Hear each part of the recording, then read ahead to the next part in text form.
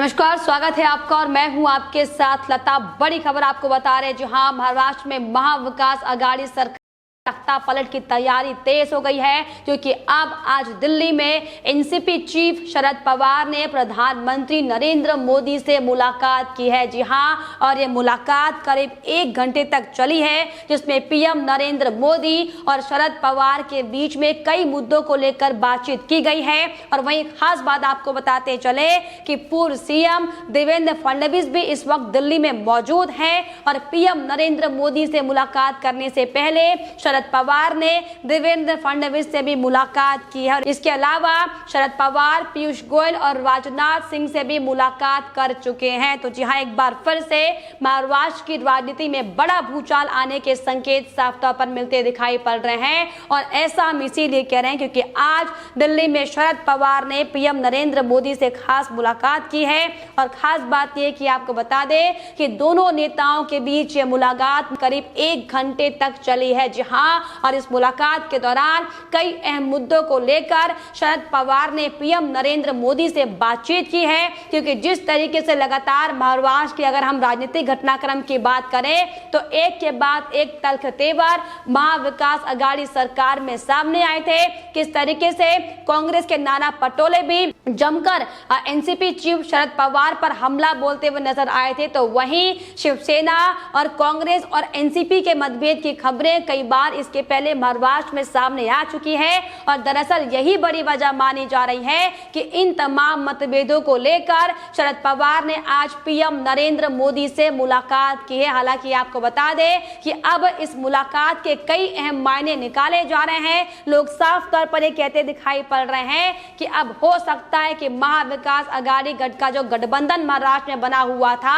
वो किसी भी वक्त टूट सकता है और बीजेपी और एनसीपी अपनी सरकार मिलाकर महाराष्ट्र में अपना मुख्यमंत्री खड़ा कर सकती है। जी हाँ, तरह तरह के कयास अब इस मुलाकात के बाद हालांकि लगाए जा रहे हैं, लेकिन आपको बताते चले कि सबसे ज्यादा खास बात इसमें यह है कि देवेंद्र फडणवीस जो कि महाराष्ट्र के पूर्व मुख्यमंत्री रह चुके हैं, वो भी इस वक्त दिल्ली में मौजूद हैं। और पीएम नरेंद्र मोदी से मुलाकात करने के पहले शरद पवार ने देवेंद्र फडणवीस से भी मुलाकात की है, जिसमें साफ तौर पर महाराष्ट्र की जो चल रही गतिविधियों को लेकर चर्चाएं की गई है। जी हाँ, और वहीं आपको ये भी बताते चले कि बीजेपी के आला नेताओं से भी शरद पवार की मुलाकात हुई है, जिसमें बीती शाम पीयूष गोयल से लेकर रक्षा मंत्री राजनाथ सिंह से भी ये मुलाकात की गई है। और इसीलिए अब शरद पवार और तमाम बीजेपी के नेताओं के बीच हुई इस बैठक को लेकर तमाम तरह की अब राजनीतिक संकेत लगाते हुए लोग दिखाई पड़ रहे हैं। जी हाँ, जिस तरीके से आपको बताते चले कि हाल ही में जो महाराष्ट्र में तमाम घटनाक्रम सामने आए थे,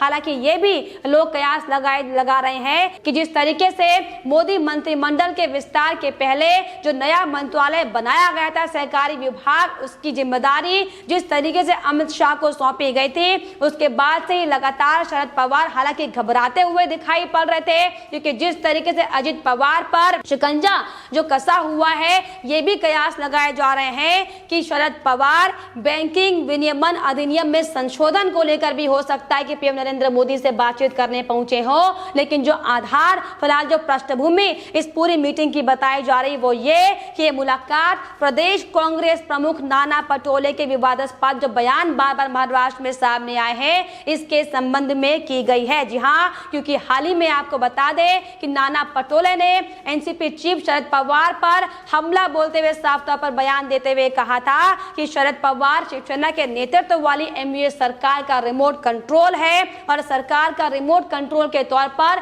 शरद पवार काम करते हैं। जी हाँ, इसके पहले हालांकि नाना पटोले ये भी साफ तौर पर आरोप लगाते हुए कह चुके हैं उद्धव ठाकरे और अजित पवार पर कि उनकी जासूसी लगातार कराई जा रही है और कांग्रेस पर नजर रखने का काम उनके सहयोगी दल कर रहे हैं। दरअसल यही बड़ी वजह है कि लगातार महाविकास आघाड़ी में मतभेद की तस्वीरें बार बार सामने जरूर आई हैं और यही बड़ी वजह मानी जा रही है कि अब किसी भी वक्त महाविकास आघाड़ी सरकार टूट सकती है। और यही बड़ी वजह है कि अब मुश्किलों में फंसे शरद पवार अब पीएम नरेंद्र मोदी से बातचीत करने आए हैं, जिसमें लगातार 1 घंटे तक हुई बातचीत में कई अहम मुद्दों पर बातें इस वक्त की गई है। जी हाँ, और जिस तरीके से आपको बताते चले कि एक के बाद एक जो सहकारी विभाग के भी घोटाले महाविकास आघाड़ी सरकार के कई मंत्रियों के सामने आए, ये भी बड़ी वजह मानी जा रही है कि पीएम नरेंद्र मोदी से मुलाकात हुई है। हालांकि आपको बता दें कि औपचारिक तौर पर फिलहाल मुलाकात के बाद की बातचीत सामने नहीं आई है,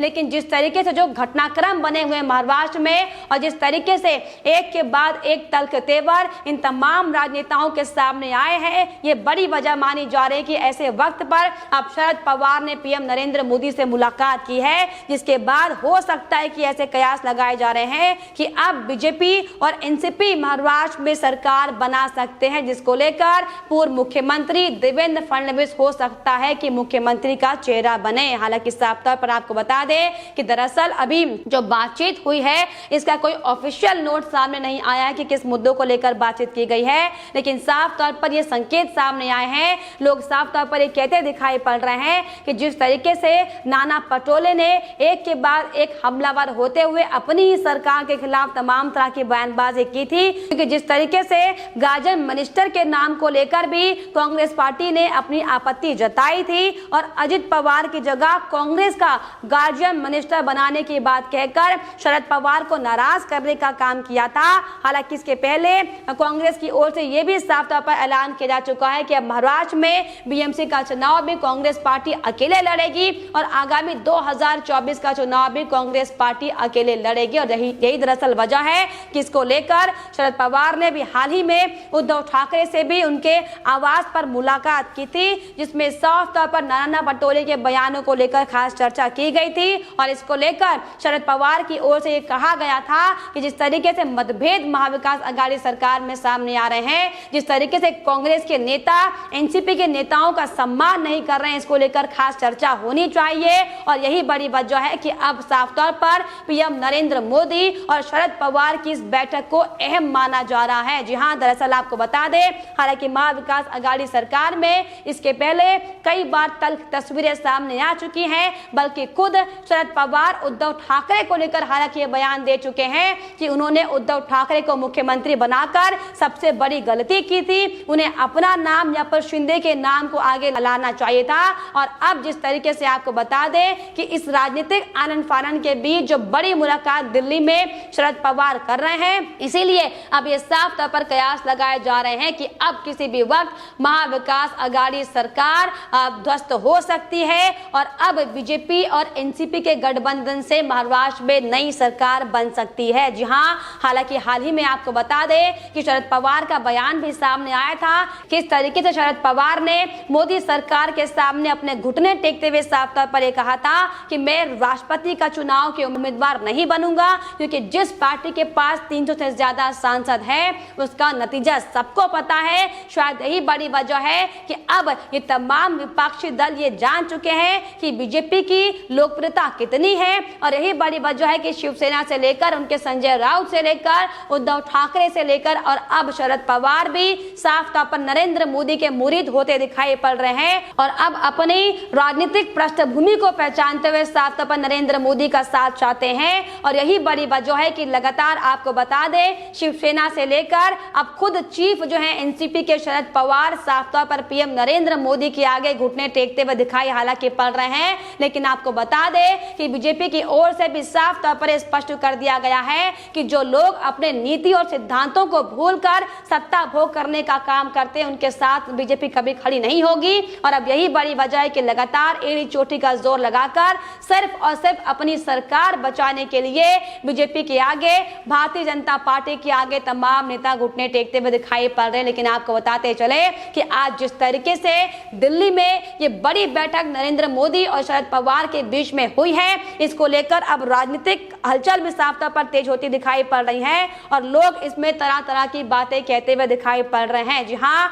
आपको बता दें कि लोगों का साफ तौर पर यह कहना है कि अगर बीजेपी सत्ता में आई तो एनसीपी बड़ा भाई नहीं होगा, तानाशाही की शर्तों पर नहीं चलेगा, गड़बड़ नहीं कर पाएगा और बीजेपी पर दोष नहीं लगाए जाएंगे। गठबंधन धूमिल दिखता है, लेकिन यही तो राजनीति है। तो साफ तौर पर ये लोग कहते हुए दिखाई पड़ रहे हैं कि हो सकता है कि एनसीपी अब बीजेपी के साथ गठबंधन करने के लिए मनाने के लिए बीजेपी के पास आई हो, क्योंकि जिस तरीके से अब सहकारी बैंकों पर अमित शाह की साफ तौर पर नजर है और जो एक एक करके जो तमाम महाराष्ट्र में घोटाले सामने आ रहे हैं, हाल ही में आपने आपको दिखाया था कि अजित पवार की एक कंपनी को भी, चीनी मिल को भी सील कर दिया गया था, क्योंकि करोड़ों की कंपनी थी और साथ ही साथ ईडी का भी शिकंजा अजित पवार पर कसा हुआ है। और दरअसल यही बड़ी वजह है कि अब इन तमाम शिकंजों से बचने के लिए शरद पवार एक बार फिर से नरेंद्र मोदी के शरण में आए हैं और उनसे मुलाकात करके अब जो महाराष्ट्र में जो गतिविधियां लगातार चल रही हैं, जो एक के बाद एक खुलासे साफ तौर पर हो रहे हैं, इससे बचने के लिए